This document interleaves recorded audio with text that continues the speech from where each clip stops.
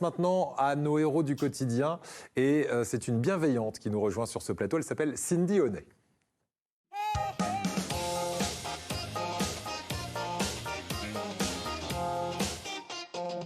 Bonjour Cindy Honnet, merci d'être avec nous. Vous êtes chef d'entreprise et vous fabriquez des podcasts audio sur l'entrepreneuriat au féminin. C'est ça. Donc toutes les femmes chefs d'entreprise qui nous regardent là en ce moment sont concernées par ces podcasts.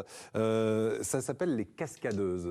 À la base, vos podcasts, ou plutôt cette plateforme où on va trouver les podcasts. C'est ça. Pourquoi les cascadeuses ?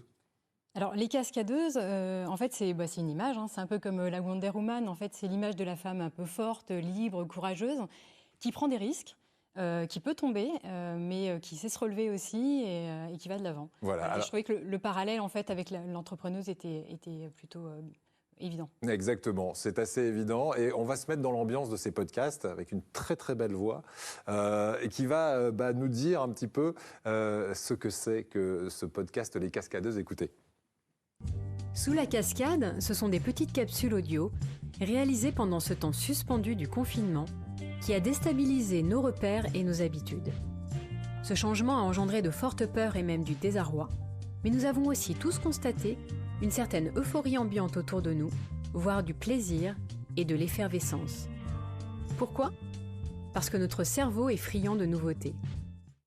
Voilà, notre cerveau est friand de nouveautés et vous en donnez beaucoup des nouveautés. Alors, ce podcast qui s'appelle Sous la cascade qu'on a entendu, celui-là, il est sorti, c'est une série d'ailleurs de podcasts qui est sortie au moment de la crise sanitaire pour aider les femmes chefs d'entreprise impactées par la crise sanitaire, justement. Voilà, c'est ça. En fait, je me suis dit que j'allais faire des petites capsules audio, en fait, ouvrir le flux des cascadeuses et faire parler, en fait, ces femmes entrepreneuses de la région. Pour leur donner de la visibilité, pour qu'elles parlent aussi de elles, leur vécu du confinement, et puis des initiatives et des actions qu'elles ont mis en place pour essayer de contrecarrer le sort et aller de l'avant malgré tout, quoi. Alors, qui vous aide à enregistrer ces podcasts et qui les écoute ? Parce que vous avez une sacrée audience qui a d'ailleurs augmenté pendant le confinement, il paraît. Oui, alors pour le matériel, les cascadeuses, en fait, c'est mon matériel, je me déplace et je vais enregistrer directement face à face. Là, pendant le confinement, c'était pas possible. Donc, j'ai demandé aux entrepreneuses qui n'avaient pas de micro d'enregistrer avec leur téléphone. Et après, il y a tout un montage derrière qui permet de faire un son de meilleure qualité.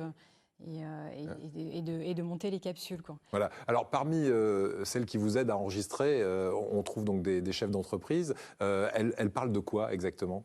Eh ben, elles parlent en fait de leur vécu. Moi, je leur ai donné carte blanche, mais l'idée, c'était vraiment de parler de la créativité qui naît de la contrainte. Mmh. En fait, comme je disais dans le générique, c'est que notre cerveau en fait se met en ébullition pour être résilient, on va dire. Et trouver des solutions. Ouais. Et en fait, en fonction de leur domaine d'activité, elles parlent de protection des océans, de communication, de jeux. Enfin voilà, il y a vraiment pas mal de sujets qui sont abordés. Il y a même une chanteuse, une comédienne qui, elles, produisent vraiment, elles font une création pure sur le podcast. Ouais. Si on devait raconter, puisqu'on est dans la séquence Belle Histoire de cette émission, de belles histoires que vous avez pu vivre avec des entrepreneuses qui étaient peut-être, comme vous le disiez, un petit peu en crise, elles aussi, à cause de cette crise sanitaire. Oui, justement, là, on voit... Et que vous avez aidé. On voit Solène et Marion d'Artis Studio. Et en fait, le podcast, elles ont décidé en fait de lire un passage du livre de Grégoire Jean Monod sur la contrainte et la créativité, justement. Ouais. Et en fait, pour la belle histoire, en fait, c'est que Grégoire Jean Monod a entendu le podcast et les a contactés pour leur proposer un partenariat et de travailler ensemble. Génial. Donc, ça a créé de l'activité. Très bien. On parle d'audience donc qui a augmenté pendant le confinement. Vous savez combien de fois ces podcasts sont écoutés ? Vous avez des chiffres ? En fait, c'est assez difficile parce qu'en fait, ils sont diffusés sur différentes plateformes. Mais là, j'ai atteint 17 000 écoutes pendant le confinement. Après, c'est assez difficile en fait d'avoir des audiences très précises, de savoir d'où ça vient, etc. Si on veut en savoir plus et aller écouter ces podcasts, il y a différentes façons d'y aller parce qu'il y a énormément de plateformes. Mais le mieux, c'est peut-être d'aller sur votre site internet, lescascadeuses.fr, c'est ça ? Exactement, ouais. Du coup, les podcasts sont à l'écoute. Et puis après, toutes les applications de diffusion de podcasts, Apple Podcasts, Google Podcasts, etc. C'est parfait.